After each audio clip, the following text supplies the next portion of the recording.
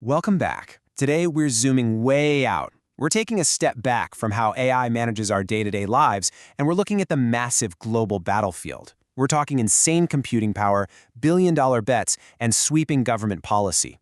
It's May 2026. The landscape is shifting under our feet, and we've got the essential intel you need. Let's get right into it. Okay, let's dive into this. Here is our roadmap for the explainer. Section 1, AI in your wallet. Section 2, the talent and technology wars. Section 3, the billion-dollar AI bets. Section 4, niche AI goes big. And finally, Section 5, government guardrails. We're moving from the micro straight to the macro mechanics driving this entire industry. Starting off with Section 1, AI in your wallet. ChatGPT Pro meets personal finance. 12,000. Just wrap your head around that scale for a second. OpenAI is making a massive, aggressive push into personal finance by acquiring the startup Hero. They're rolling out this brand new GPT-5-powered dashboard that tracks your spending, your balances, and all those hidden subscriptions we always forget about. And thanks to an integration with Plaid, this single tool connects to over 12,000 financial institutions right out of the gate. I mean, we're talking Chase, Fidelity, Robinhood, you name it. It's like linking your entire financial footprint to a frontier AI with just one click. This isn't some small pilot test. It is an immediate, massive integration into our everyday financial infrastructure.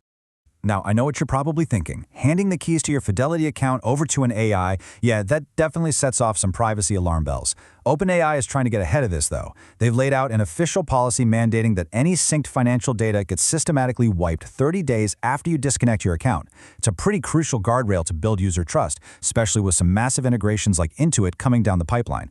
But look, to build hyper-capable consumer tools like this, you need an unbelievable amount of underlying brainpower and hardware.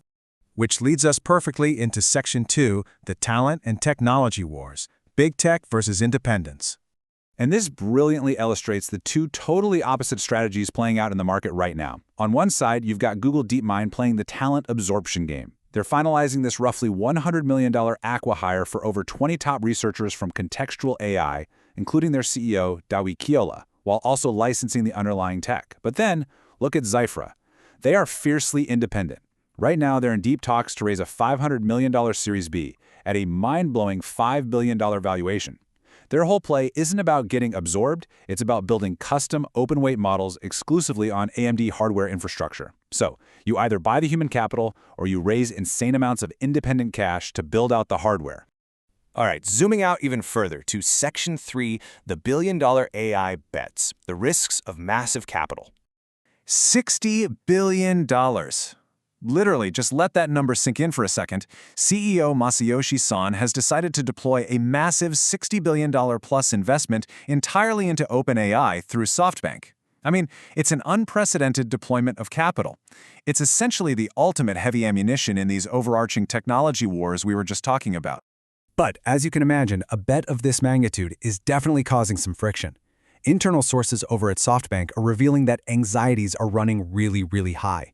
Skeptics inside the firm are actually sounding the alarm, explicitly warning that this aggressive strategy, quote, concentrates far too much of the firm's capital into a single entity. And they have a point, right? It's the ultimate high-stakes gamble. Placing literally all of your chips on one single frontier model developer is going to define the future of the firm, for better or worse. But hey, not all the money is just flowing to the absolute giants. Let's look at Section 4, niche AI goes big. Specialized agents secure major funding. So the crucial point here is just how targeted this new wave of investment really is. We are way past just funding general-purpose chatbots. Take Bunch, based out of Berlin.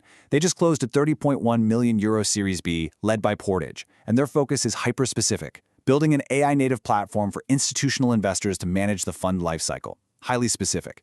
Then you have Ocean. They just raised a $20 million Series A, led by Lightspeed, and they deploy specialized AI agents that actively hunt down and neutralize complex email-based threats. Institutional investors are absolutely ravenous for AI that actually solves distinct, complex enterprise problems.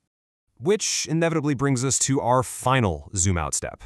Section 5, Government Guardrails, Regulating the Frontier. With personal finance getting deeply integrated and $60 billion bets flying around, the federal government is obviously scrambling to establish some oversight. According to internal sources, there is a draft White House executive order currently making the rounds that targets exactly this. Basically, it outlines a voluntary framework for the industry. It encourages leading AI developers to give federal government agencies early, pre-release access to their frontier models. The primary goal here is to let the government evaluate the safety and capabilities of these models before they ever see the light of day for the general public. It's a proactive step for sure, but the fact that it relies on a purely voluntary approach, well, that really just highlights how incredibly hard it is for policy to keep up with the breakneck speed of this technology.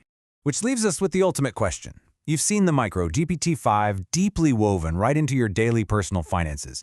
You've seen the macro, historic $60 billion bets, intense corporate wars over talent and hardware, and the federal government scrambling to build guardrails. So with massive capital fueling these specialized agents, and his federal frameworks finally taking shape, are we entering a newly regulated golden age of true AI utility? Or are we simply watching the absolute biggest, riskiest gamble in technology history play out in real time?